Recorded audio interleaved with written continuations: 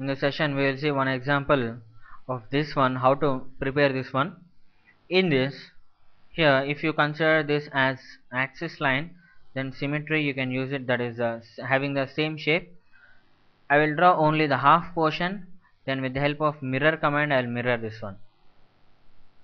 I'm starting from this point, I will proceed in this way, and just observe this path. I'll come in this way, I'll come in this way, and after drawing up to here I'll stop it, then I'll mirror it. So I'm taking the line command, and the line length is 1.375. By double clicking I'm changing the value 1.375.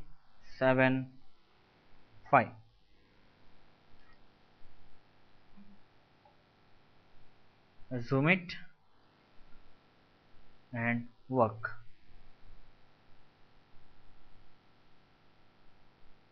Then after this, here draw one arc, a radius of 0.625.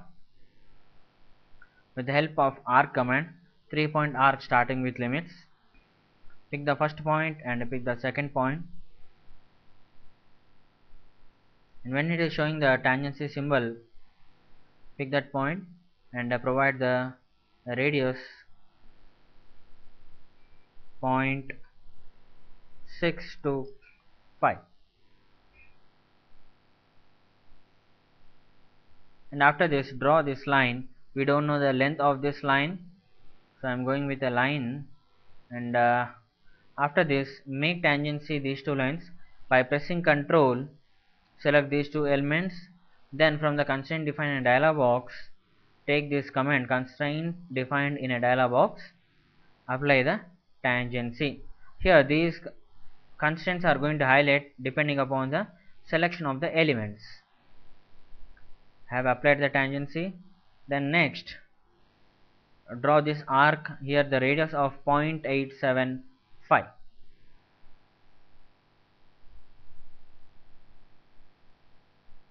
I am using here these two, again I am applying the tangency, and a radius of 0.875.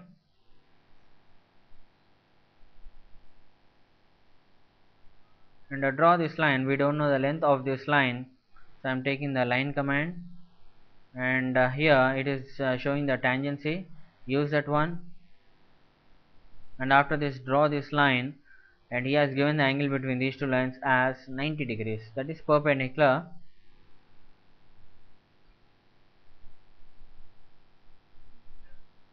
I am making these two lines as perpendicular, and after this we are going to mention this value, that is from vertical axis to the arc center is 2.20. So from circle center, that is arc center, to here a distance of 2.20. I will make these two lines parallel by pressing Ctrl, select these two elements and apply the parallelism, and after this he has given the height from arc center to the horizontal axis as 4.70. So pick this point and pick this point.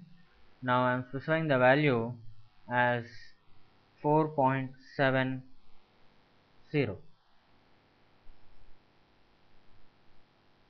and left is only this arc, radius of 0.875.